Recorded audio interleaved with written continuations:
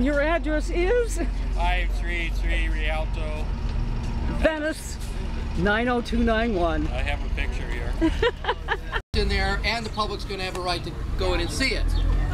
Well, those folks took that letter of mine and sent it to their attorneys in Washington, and this morning, when we were supposed to have a follow-up meeting between our attorneys and the LA Conservancy and the representatives of the Postal Service, they sent us a very stern email saying that we're canceling that discussion because you're too hostile.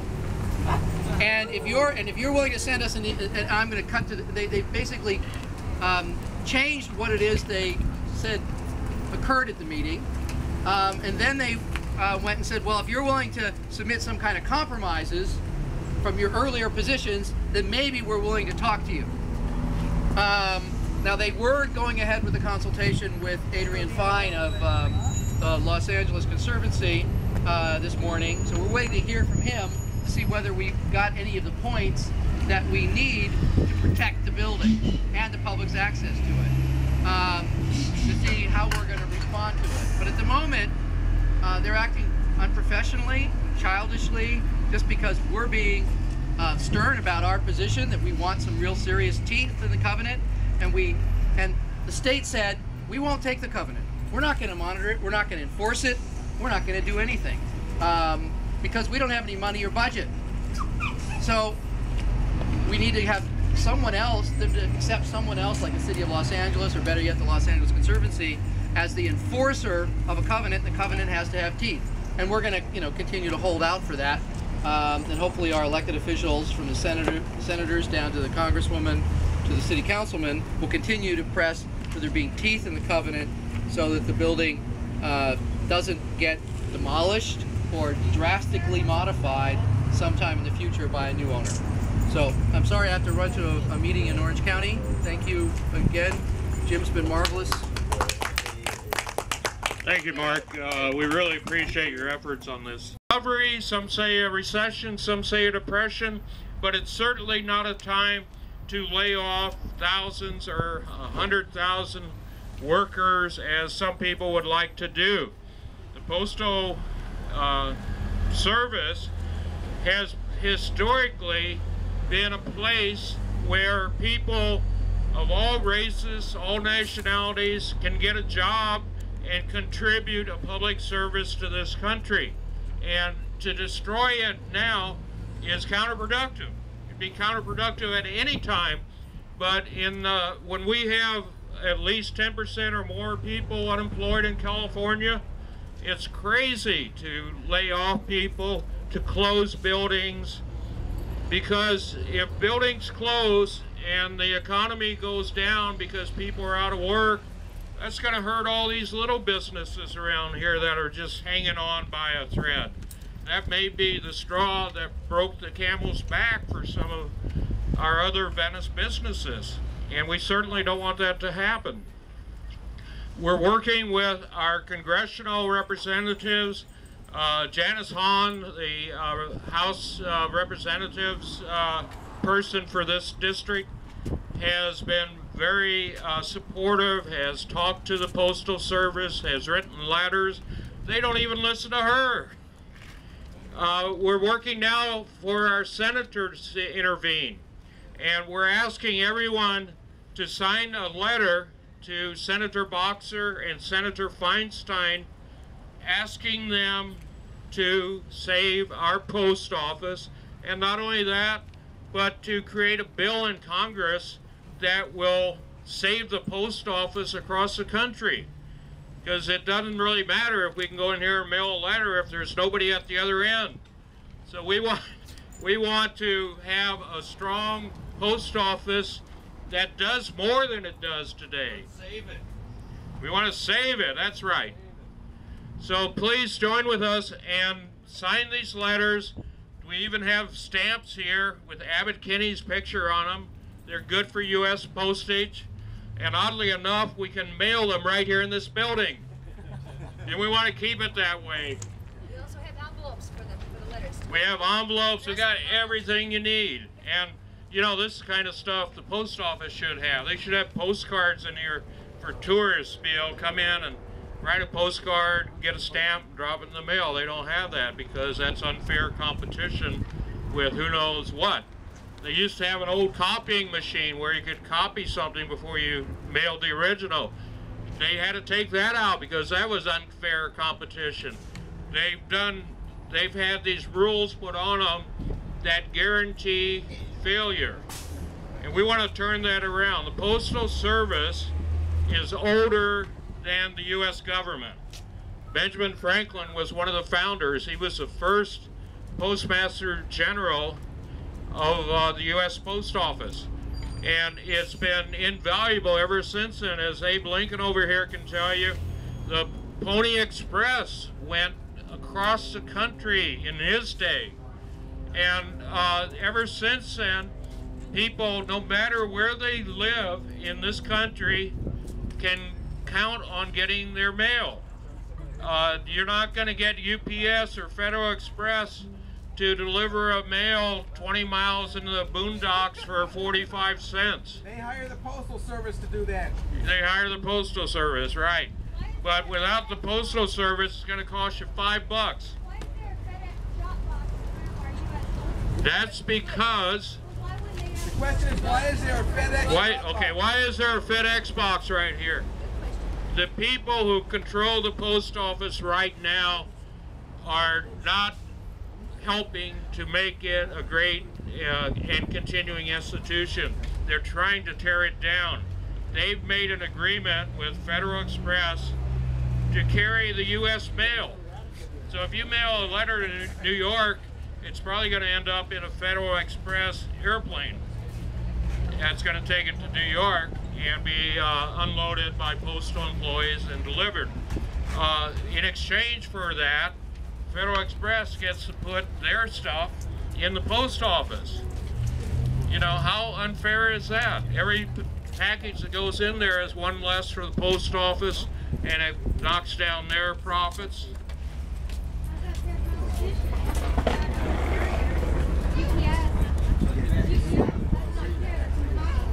Yeah. On a government institution. Yeah, right. They don't want us to put our signs up there, but they get Federal Express gets to put their advertising up there. The world is not fair, and we want to change that because the post office should be the place you can go for reasonable rates without profit gouging to send a letter, a package, or whatever else. In this letter to Boxer and Feinstein, we're asking not only that they intervene to save this post office, but that they also make amendments to a bill that's in consideration right now, S-1789, which the amendments would do a few things. It would prevent the closing or relocating of small post offices like this one by giving the Postal Regulatory Commission binding authority over closures and relocations. So there'd be a third party that would look at what the post office does and could say, no, that's wrong, you shouldn't be doing that. There is no such authority right now. We want also that they maintain current service standards. They're closing mail distribution centers around the country, which means that a letter you drop in the mailbox that could have been received the next day will now take 2 or 3 days because it'll go who knows how far to be sorted and then come back. We want the Congress to allow the Postal Service to recover overpayments the Postal Service made to its retiree pension funds. Now that may sound like a small point, but it's actually billions of dollars that has put the Postal Service in debt when it would have shown a surplus. We want them to stop the pre-funding of retiree health benefits. The Postal Service is the only institution in the country that has to pre-fund their retiree health benefits 75 years in the future. And they're required by Congress to pre-fund 75 years in 10 years. That's $5.5 billion off the top. And if they didn't have to do that, then they would have a surplus again. These things are designed, they were created during the Bush administration, and they're designed to kill what's the leading public institution in the country, the Postal Service. And we want them to come up with new ways to generate revenue. Maybe they could start their own internet service so everybody in the country could have affordable broadband internet. Because how are letters sent today? Most of them are sent by email. So shouldn't the post office have some role to play in that? But right now it's a corporate monopoly that does that.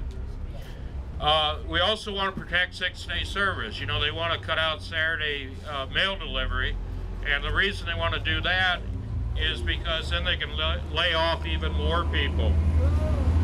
So please sign these letters.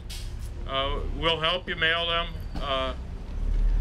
Nancy Williamson, who's on the cover of the local newspaper, will help you do that, and maybe give you her autograph also. I also want to introduce the Songbird of Venice. Susie Williams is here with the Nicknamers, and they're gonna sing for us. So it's not all talk. We've had probably just about enough of that for a while, but we also have some other people we want to hear from, and then we want also to talk about the mural that's inside, maybe take a look at it, and also sign as many letters as possible and get them in the mail, because our senators work for us. They don't work for corporations. They don't work for the big wigs in the Postal Service. So we got to let them know what we want, and that's how it's going to be. Susie, did you want to do something now? Let's see, what should I do? Yeah, why don't you? All right. Well, let's do that. Let's do P.O. at the P.O. Nicknamers, what do you say? Well, oh, yeah. They're singing. Sam Clay, our guitarist here, actually wrote the melody and the whole concept, and I just help with the fill in there.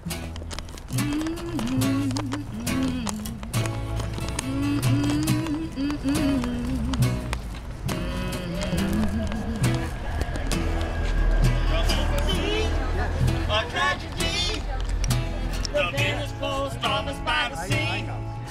The brightest jewel in our crown, now they want to shut it down. Take the heart from our community. Sing it, come and see. Oh, a tragedy. Uh-oh. Now they want to shut it down. Take the heart from our community.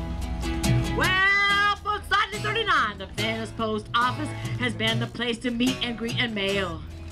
It's a classic destination in the central location, and now they want to put it up for sale. Come and see. A tragedy, the Venice Post Office by the sea. The brightest jewel in our crown, and they want to tear it down. Take the heart from our community. For years we've been adoring the brass terrazzo flooring and the walls of a rich mahogany.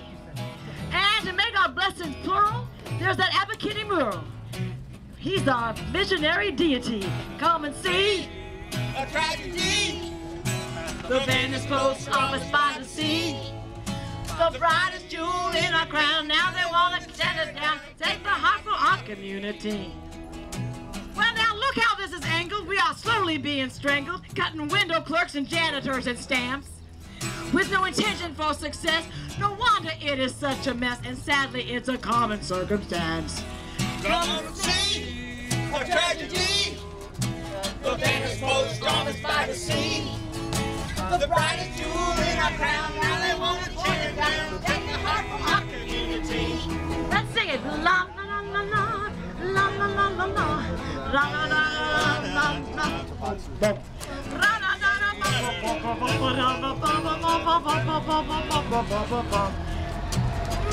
Let's do one more chorus and then we'll do the last verse. Okay. Come and see. Sing it. A tragedy, Sing it. The Venice Post Office by the sea. The brightest jewel in our crown. Now they want to tear it down. Take the heart from our community. If you read the Constitution, there's a postal institution and a militia to protect us night and day. We get billions for the latter, but the former doesn't matter, and they want to take our post office away. Come and see a tragedy. The Venice Post Office by the sea.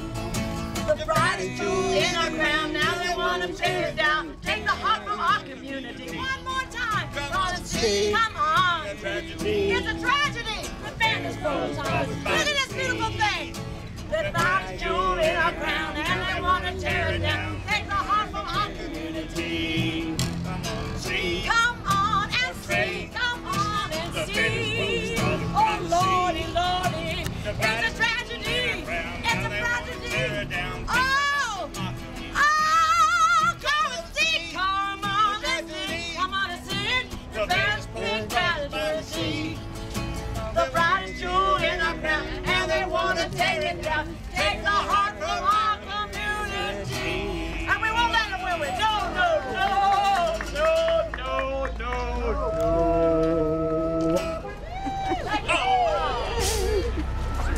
We have signs over there.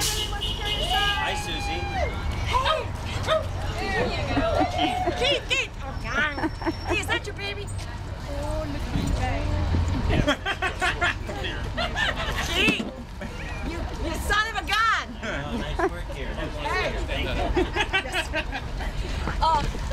Well, we're looking for... Jim, shall we do one more?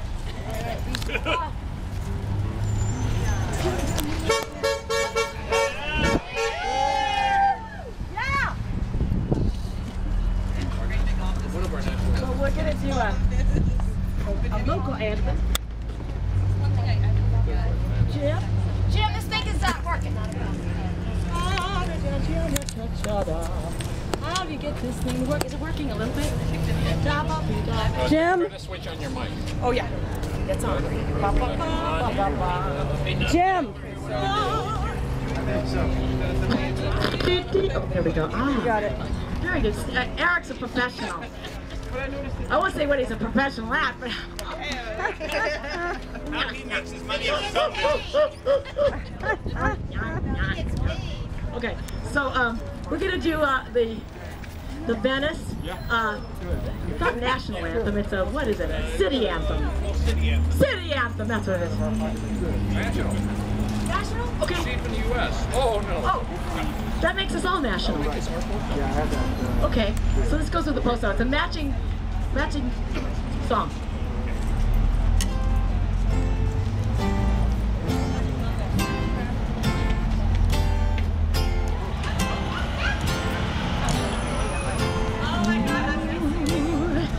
Ain't got a nickel or a dime. Ain't got a watch to tell the time. Ain't got no job.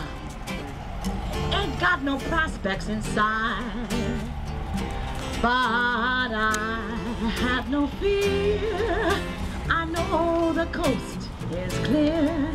'Cause there's a moon over Venice tonight. That's right. Ain't got no shoes upon my feet. Just got this pizza crust to eat. And there's no one of mine I helped when times were tight. Ah, but I'm not feeling low. No, I've no place to go. 'Cause there's a mood over Venice tonight. Yeah. I've got my eyes to watch her shining, my ears to hear the ocean roar. And there's that great big bed of sand for reclining. Who could ask for anything more? Oh, ain't got no friends in City Hall, nobody I can call. Ain't got no family that could set me right. Oh, but I'm not feeling low, though I've no place to go, 'cause there's a moon over Venice tonight. Oh, so that's a good thing. Find out.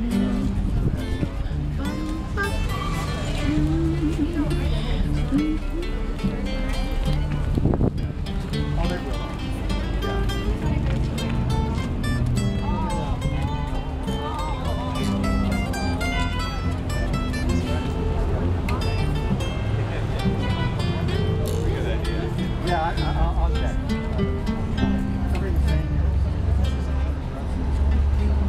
I've got my eyes to watch her shining, my ears to hear the ocean roar, and there's that great big vat of sand far reclining.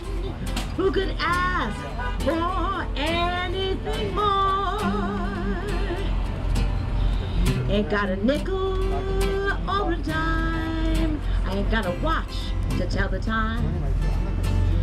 Ain't got no job, ain't got no prospects inside. Oh, but I have no fear, I know the coast is clear, 'cause there's a moon over Venice. Venice, California. A moon over Venice. A moon over Venice.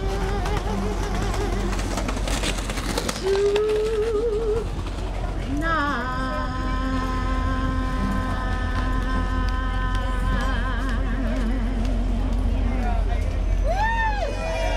Thank you. Thank you, nicknamers. And thank you, Sam Play, for that great Venice song. So, Susie Williams and the Nicknamers. Eric Goldberg on bass. Sam Play on guitar. Okay. She'll be back, I'm sure. And Peter Damien's going to be here later. Another great Venice singer. What we're doing. Yes, please. What we're doing. So let's, how about we do a few chants? Everybody's got the chant thing? Okay, if you don't, they're right here on the table. So, stealing a page from Occupy Wall Street, we'll do, I'll read it, and everybody say it back. Okay? Neither rain nor snow, nor heat nor gloom of night, Nor heat nor gloom of night will stay us from the swift completion from the swift completion of our appointed goal of our appointed goal. to save the Venice Post Office.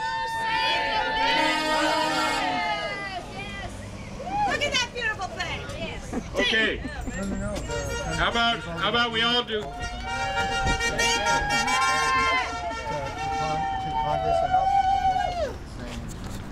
Let's do this one in unison. Sell stamps, not our post office. Sell stamps, not our post office. Sell stamps, not our post office. Sell stamps, not our post office. Sell stamps, not our post office.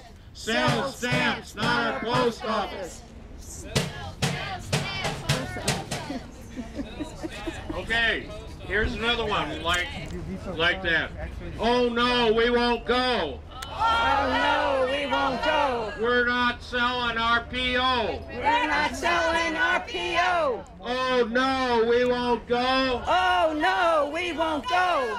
We're not selling our PO. We're not selling our PO. Oh no, we won't go. Oh no, we won't go. We're not selling our PO. We're not selling our PO. Great. Okay. Say. Okay, everybody repeat.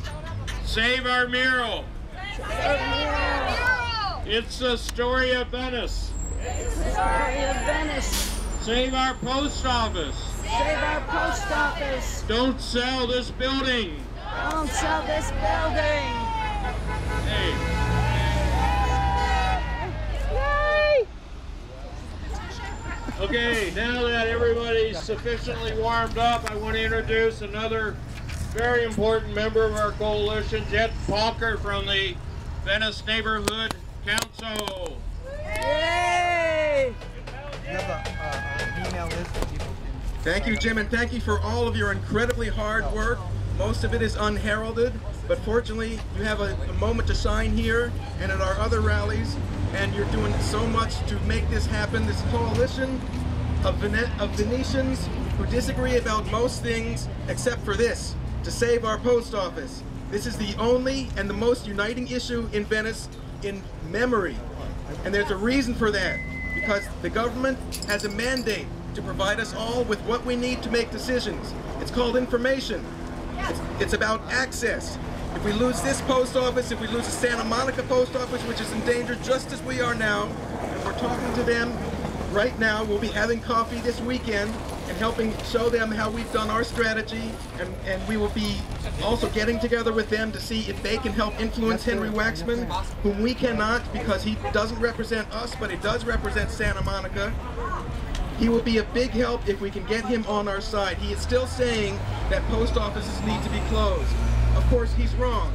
And of course, he and many others are getting campaign contributions from Federal Express, Pitney Bowes, UPS. The post office's only contributions come from stamp sales, not tax dollars. All we do, we pay them stamps, they pay for themselves. They're not taking 1 penny from the United States government or from the people, only from the postal patrons. It's been that way since 1982. Actually, it's been that way since day one, back in 1775, when the post office was mandated to collect stamps for the purpose of taking the information from one place to another in the country.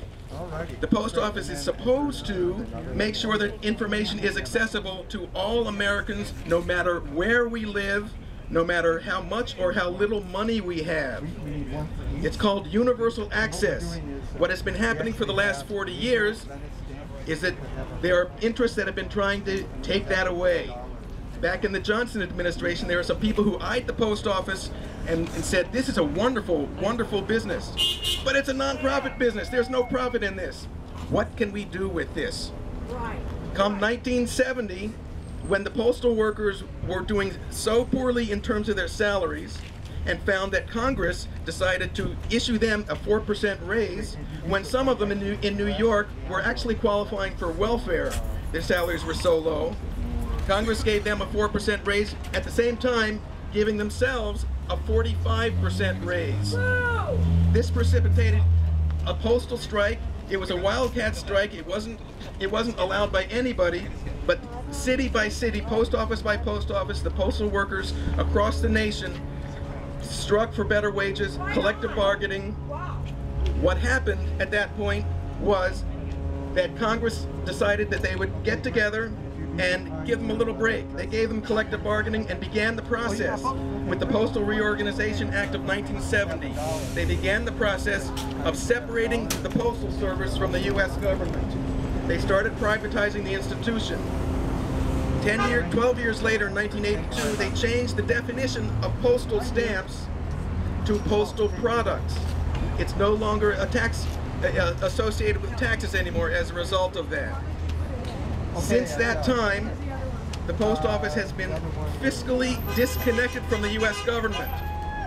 Come 2006, the Bush administration's Congress, on the eve of Christmas, on the eve of December 8th, 2006, they passed a law, the Postal Enhancement and Accountability Act. This law saddled the nonprofit post office that has operated at a surplus and only charges us 1 more penny whenever they need money. It saddled the post office with a $5.5 billion deficit annually in 10 years. This is the pre-funding that we're talking about, pre-funding health care benefits for postal workers who have not even been born yet. The AAA companies, the most trusted companies in the United States, only fund up to 80% of their health care retirement plans. But for some reason, some people decided the post office should fund 100% and do it in 10 years. 10 years. They have 75 years of funding to do in 10 years.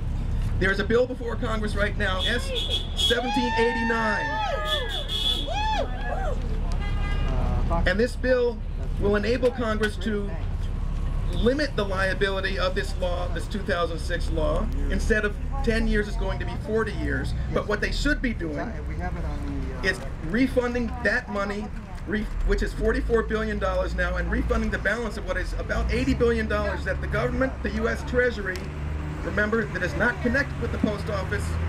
The U.S. Treasury owes the post office all that money. Wow. And we've got to get it back.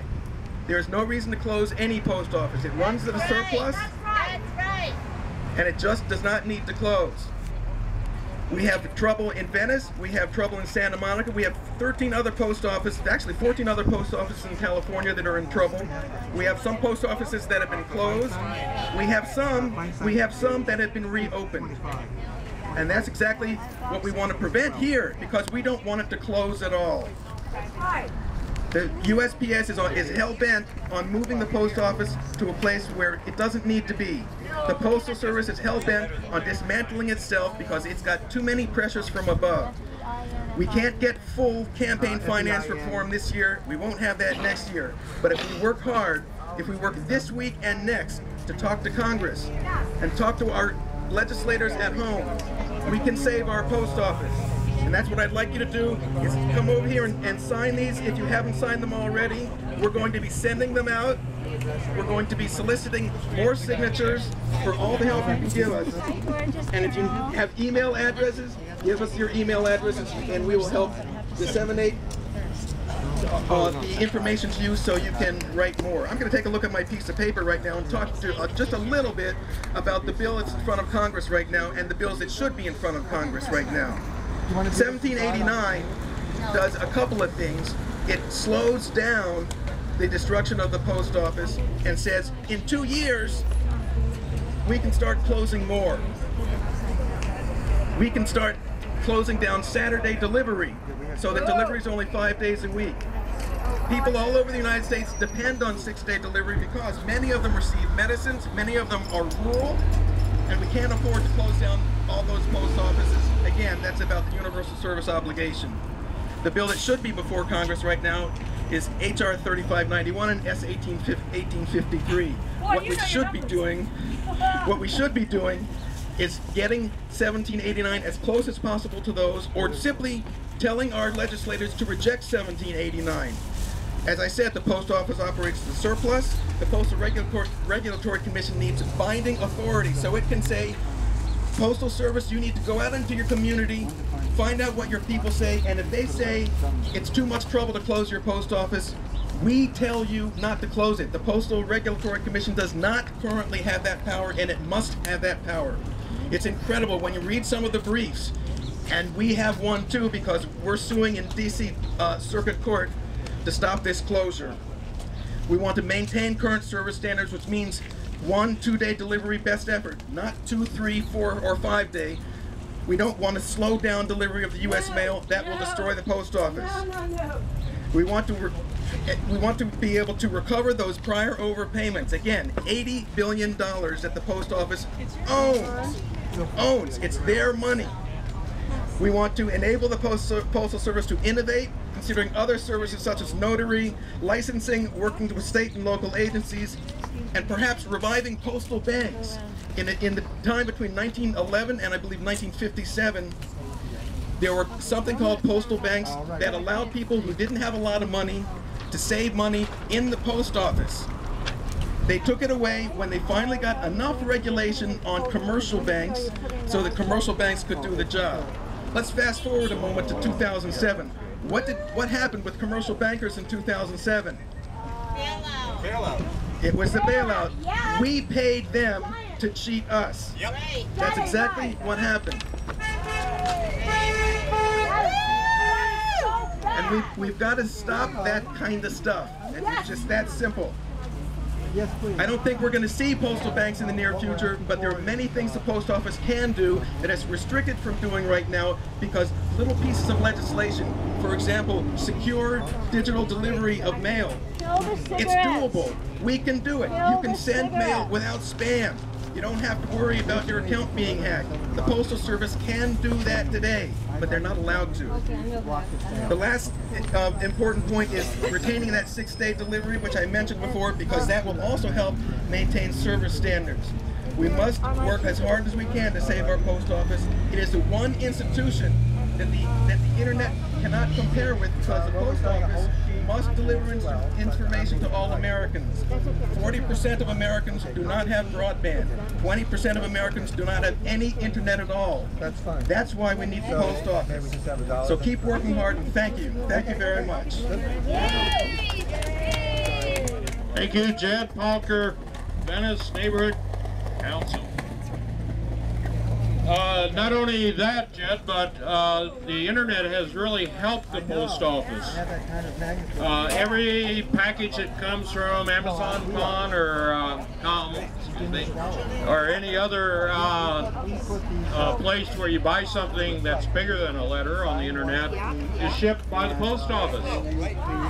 So they've been very essential in boosting the revenue of the post office. It's not that everybody's doing email now, so you don't need the post office. Well, a lot of people do email, but they still get packages. So that's been very helpful for the post office.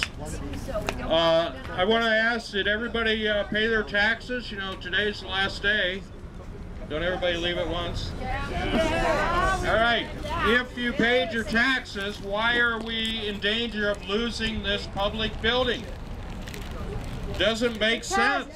Everything is You know, what are we paying for? Just wars?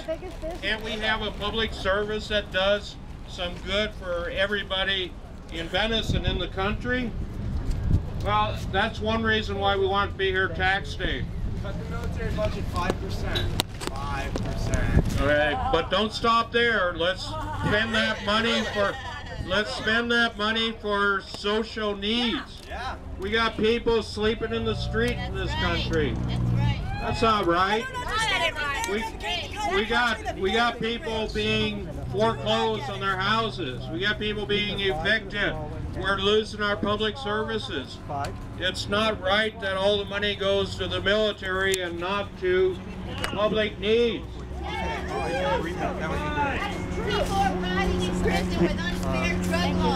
That's right, we're spending way too much money on bad things like prison and the military, and not enough on good things like the post office. Yeah, you can't, because how can anybody not like the post office? I'm sorry, I mean, where would we go to meet our friends if we didn't have this building? I understand what you're saying. Every time I go in there, I see my neighbors or my friends, and I'm sure it's the same with everybody else. We want to save this beautiful building that was built in 1939. What was happening then? Well, there was a depression. It's been going on for almost 10 years, but the government at that time had a program called the WPA, Works Progress and Projects Administration, which hired people, the government hired people to jobs that satisfied the public good, like post offices. And this is one of thousands of post offices that were built then. And there's a cornerstone right over by that bush there that says when it was built, who was in office, and so on. In 1939 was a long time ago. Long time ago. 73 years, right? I'm loving myself so much more. Who was here when they laid the cornerstone? You guys are awesome. Not me.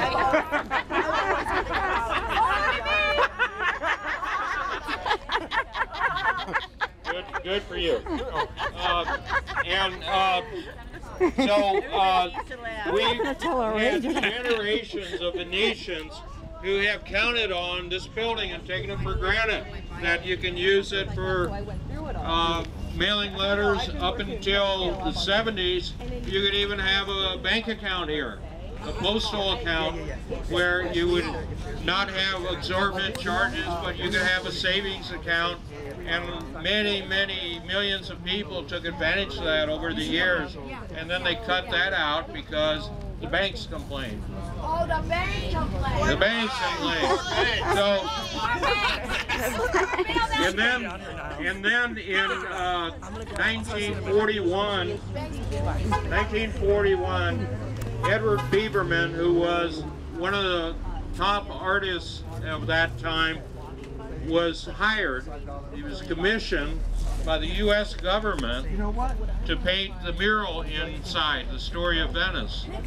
When was the last time you heard of the government paying artists to do anything? But that was like another world back then. But we have the legacy of those days.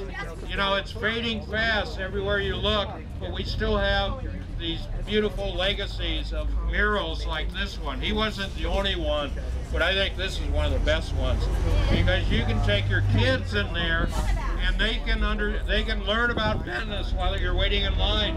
They can look at that mural and they can see about the amusement parks that were here in the early days, about the oil strike that got oil all over the place.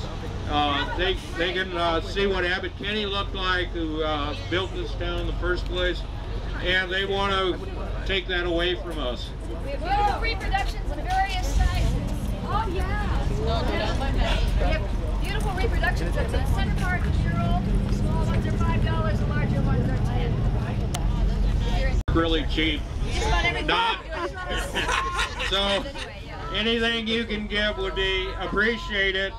You can buy a sheet of stamps with Abbott Kinney's mug on it for $12, 24 stamps, and you can mail a letter anywhere in the country for that. So, we'll give you a free balloon while supplies last. You can buy the poster for $5. You can buy that poster for $5. 10. Okay, fine. But we're open to negotiation. Yeah. It's not fixed. Yeah, we'll Just suggested retail price is $5 to $10. just show us how much money you got, and we'll work it out. So anyway, we need to have this building. They want to replace this with literally a hole in the wall in an old supermarket over there that will be so inferior. Right now, this is the image of Venice as much as the boardwalk and the canals are. Everybody knows this building. It's right here in the center of town, or the circle of town. And what's going to happen if we lose this is people will be coming up on the street to you saying, "Is there a post office around here?" Nobody does that now because it's right here. That's right. And yeah, there's a little door you squeeze through, and they got somebody at a window, and maybe they'll sell you some stamps or take the package. But we don't want that. Venice is a city of its own, and we need to have a prominent public building, which is the post office. This is where everybody comes. You can see how many people come by this building every day and go in there and see the mural. If this was somebody's office, there'd be a fraction of the number of people going in there. You'd have tourists walking around out here who don't even know there's a beautiful mural inside. So, and they're not going to stand out here and say, "Come and see the mural inside." So people are not even going to know that essential part of it. But everybody who goes to the post office, hopefully, can't miss it. So,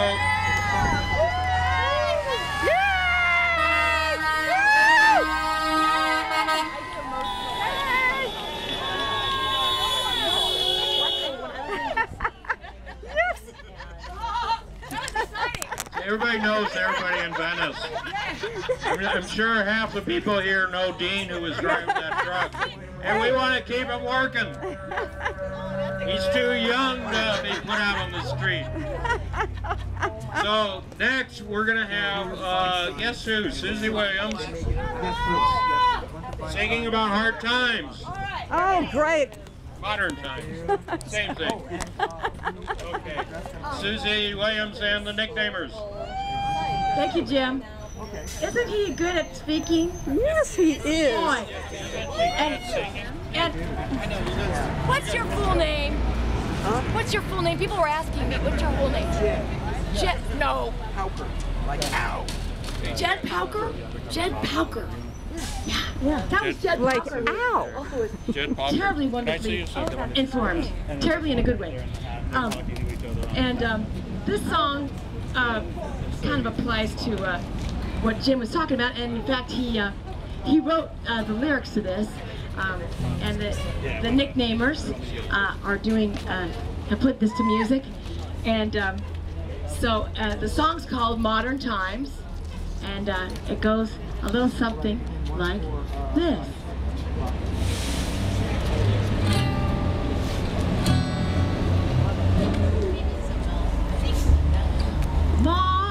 Modern times, let's fire your ass, put you out on the street, charge for water, take fresh air retreat. Let's raise all the prices and lower your pay. Don't take it personal, that's how we do it today. Have a kick in the pants, a kick in the pants. A home and a chance, no, a kick in the pants. We don't hear your rants, have a kick in the pants. That's how it is in modern times. Let's raise all the prices and lower your pay. Oh, don't take it personal, that's how it's done today. Go occupy Wall Street, we won't see a tear. If you think things are bad now, just wait till next year. Just wait till next year, oh, just wait till next year. Or go find your beer, and don't wait till next year. Just wait till next year, oh, just wait till next year. Oh, that's how it is in modern times.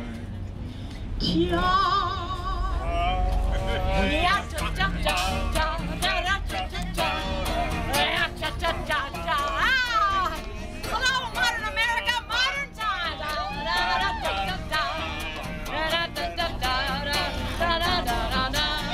A kick in the pants, have a kick in the pants. A home and a chance, no, a kick in the pants. We don't hear your rants, have a kick in the pants. That's how it is in modern, that's how it is in modern, that's how it is in modern times. Modern times.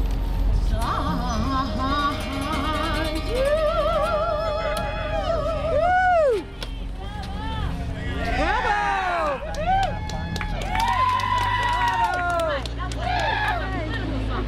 I guess us, to do one more? Should we do one more? Do one more. Oh, right, no. One more. Oh, you Like what? Go ahead. Like what? Oh, well, here's my pet peeve beside the post office.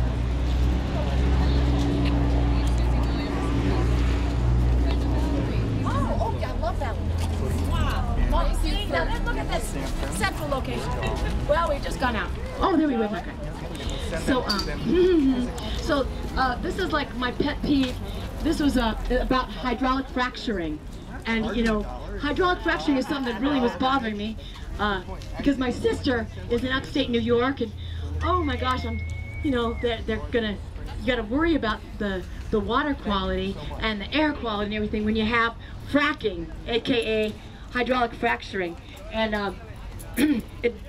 but I was feeling very sorry for people in other states and other places because they were getting, you know, fracked, and you know, I was feeling so compassionately upset for them. And then I just found out in the LA Times, apparently they are fracking in Culver City.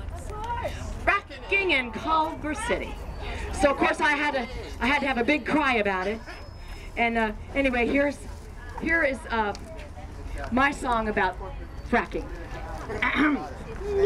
Me. It's all about regulation. Regulation, my new favorite word. But there's this brand new conflagration, and it's gotten quite absurd. You heard of clean, safe, efficient gas. The stuff is natural, gas my ass. What I say now is on the level. It's made in the shade of the very devil. What the frack is going on? This fracking must be gone. My faucet's flaming now, that's unclean. Oh, I went for water and I got gasoline. Oh, my kids are sickly and I can't smell. Since they poisoned my water well. What the frack is going on? Yeah. This fracking must be gone. I went out to visit my local stream. Its color had turned to a chartreuse green. Birdies and froggies and bunnies and fishes were dead and dying in it. Stop this fracking this very, very minute. Don't look for help from the EPA. Dick Cheney rolled the Clean Water Act away.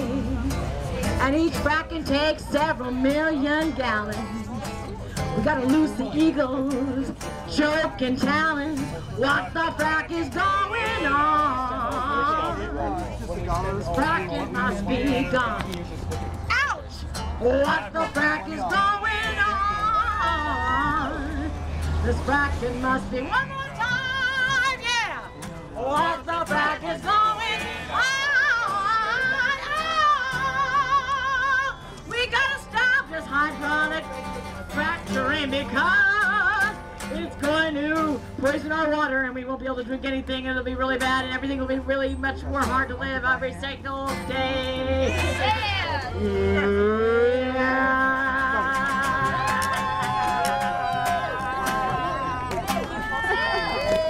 And now back to Jim Smith, poet of Venice. Thank you, Susie, the songbird of Venice. Save the post office radio hour. How about these sexy guys I work with? Yeah. Okay, we're going to have some fun in just a minute, but before that, just for the record, I want to name our co-conspirators. In addition to the people who have spoken, Suzanne Zada, who's the curator of the Biberman Estate, is one of us. Terry Stoller, who's the president of the California area local of the American Postal Workers Union, and would be here today, except they have another rally going on in the City of Industry. There's rallies today all over the country, and he's got to be there because that's his job. Greta Kumar, who's a writer with Free Venice Beachhead and has written some great articles about the postal situation, and some of them are available here. Bill Rosendahl, District 11 Council Member, Los Angeles City Council, has spoken here for the last two rallies, and they have a City Council meeting today, so he couldn't come, but he's been very strongly in support of saving this post office. Unfortunately, the federal government outranks the city government, so all he can do is advocate, like us. Linda Lux, president of the Venice Neighborhood Council, has been a longtime member of the Venice the Coalition to Save the Venice Post Office. Amanda Seward, who's a historical expert and is a person who was one of the main people responsible for saving Lincoln Place, which they wanted to bulldoze. And guess what? The people won because they lasted one day longer than the big corporation Aimco. And beginning Sunday, last Sunday, people who were evicted started moving back in. A great victory and inspiration for us. Pegarty Long, who's the producer and director of Raven Productions and is currently filming my very words right here. Pegarty Long has been very, very active in the coalition. From a long line of wonderful longs. Yvonne Guzman, chair of the Venice Venice Town Council, excuse me. There are so many organizations in Venice, but she's was here at the last one and may show up today. Emily Winters, the chairperson of the Venice Arts Council, another co-conspirator. Carl Abrams, the chairperson of Venice Peace and Freedom, has been involved from the beginning. He is out of town today, but he sent us a representative, Don Geegan, who is walking this way. Don, are you ready? Give Don a big hand. And the last co-conspirator, please put this on the record, is me, Jim Smith. Oh, yeah. I want to be counted. And my address is 533 Rialto. Yay! Unaccustomed to public speaking as I am. Anyhow, I appreciate the people that have turned out, and I'm sure there's more that are going to join us.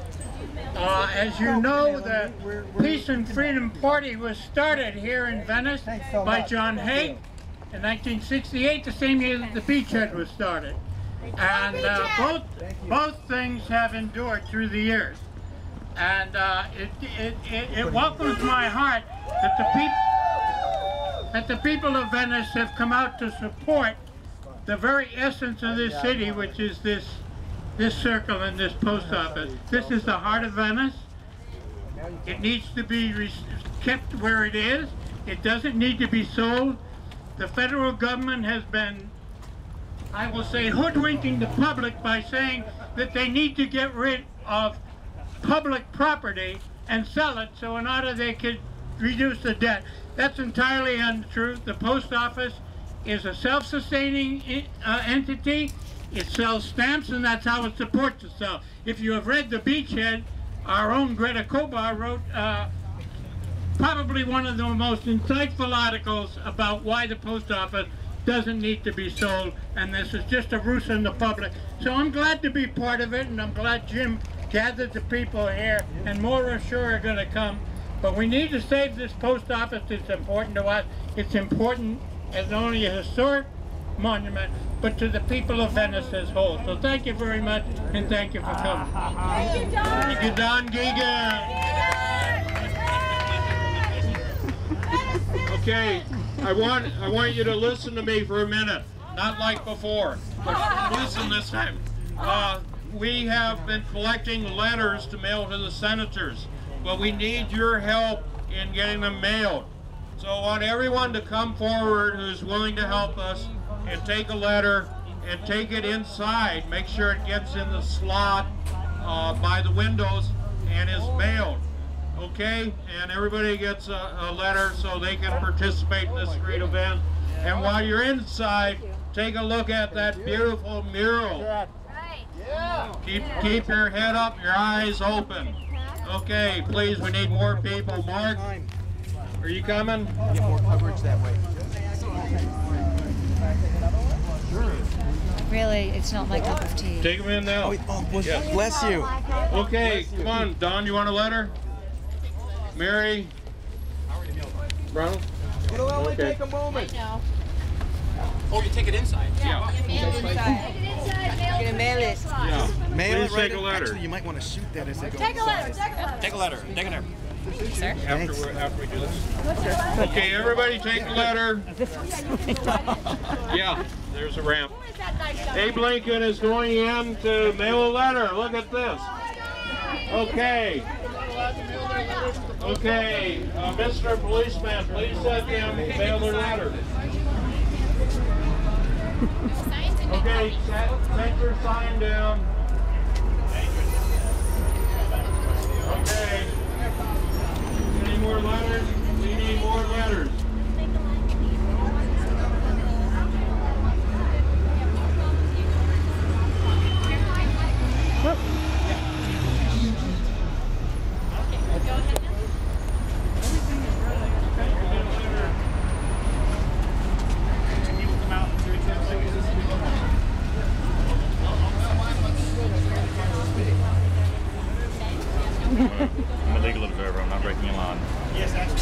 What's that?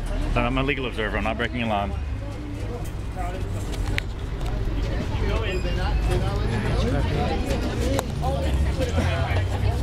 Show me a letter if you got one. There we go.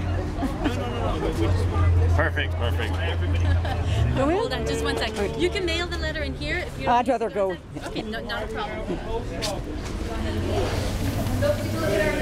Look at how busy this post office is. You know it.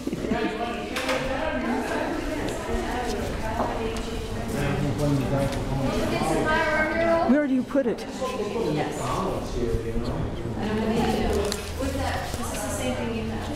Where do you put them? Right here. Swear. It shows you how often I go. There we go. Yeah.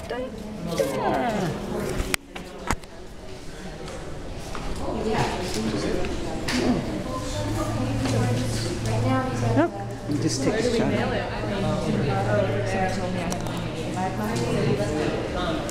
Oh yeah, he's died about 40 years ago. Have a seat. Sit down. Sit? No, that's not sit. Sorry. Here, let me walk around. You can just hold up for 1 second.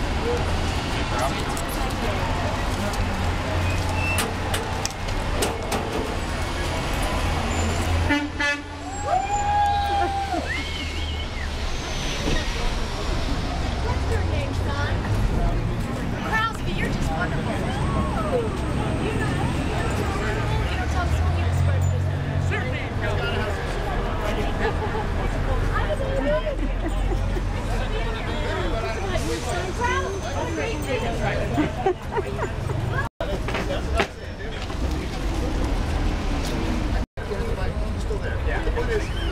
Alrighty. I'm ready to take them in. Alright, so let me stamp them up.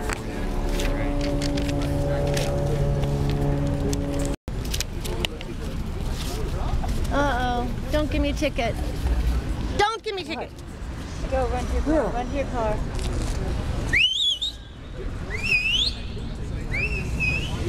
She'll get ticketed? Yeah, she's getting. I just started my life when I had you. Everybody for helping us out on Venice. Yeah. Deborah Lesher is here to say a few words for Occupy Venice. Hi. I am a proud member of Occupy Venice. We are doing a lot of really amazing work in the community. One thing that we're doing is supporting the post office, the saving of the post office. We think it's a really important community monument and a community gathering place, and that's something that Occupy really believes in, is community and getting the people to do to be together and not depending on the government and not depending on any businesses or banks or anything. We're taking our power back, and part of that is taking the post office. Thank you. Yes. Okay, and you want to hear more, you say? All right. Here's Ian Johnston for the same organization. Well, thank you, Jim. I'm glad to be able to speak to the people today. The reason I wanted to say this is because I'm about to go in there and mail, just like you guys did, a letter to the senators here, hoping that they will do the right thing. But the reason we're here today is because the government has done the wrong thing. The Republicans in Congress, with the help of the Democrats, no doubt, have created a system whereby the Postal Service has to have 75 years of pension liabilities out in front, unlike any other business. If AT&T or any of the 1% corporations did this, they would go bankrupt within 10 years.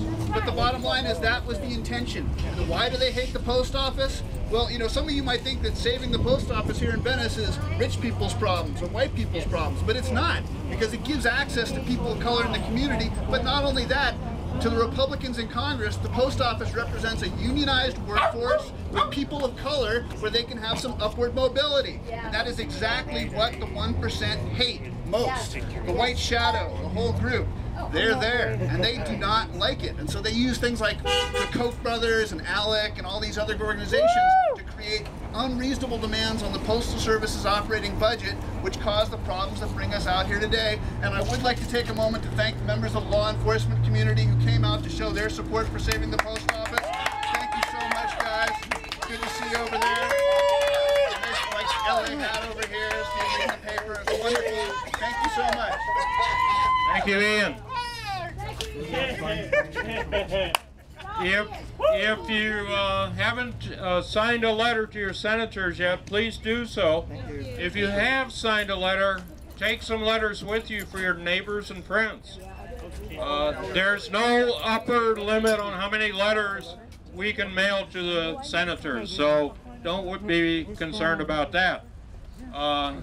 We have coalition meetings almost every week. If you want to participate in them, give Jed Palker over there your email address, and we'll let you know about the next one. So I want to thank everyone. Mary, did you want to speak? Speak for the beachhead.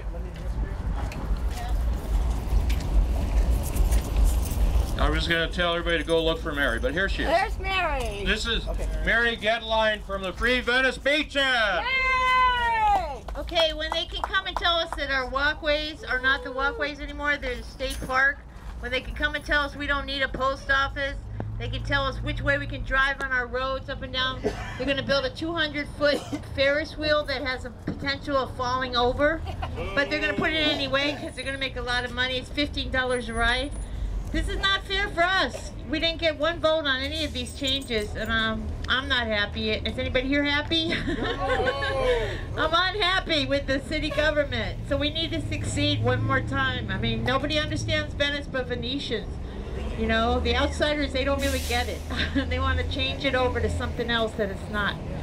So, you know, we have to band together.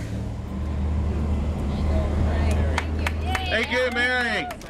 Mary's a great poet and writer. Check her out in the beachhead. I want to thank everybody for coming out today. Yeah, there's Greta. Thank you for coming out, and Abraham Lincoln, keep up the good work. Don't ever retire. We'll, as Arnold Schwarzenegger might say, we'll be back. We'll be back. We'll be back. We'll be back. We'll be back.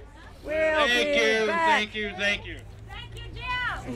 Yeah, thank you, Jim. Woo! Pegarty, come. You have to get a picture of this hysterical situation. Peter Damians never showed up. Oh, yeah. The finest found, if you can get a photo, is hysterical statement. I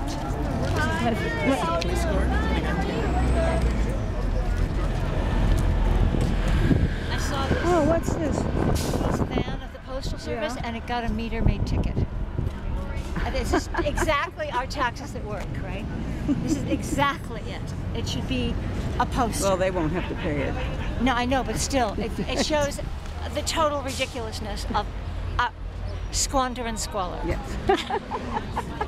Well, they'd already come and gone. Venice, they come and go all the time. It's video? Yeah. Okay, there you are. May I ask a question before we do this video? Yeah, it's okay. Well, we can talk. I'm just taking. It's all right. And here's the display table, and there's Pegarty.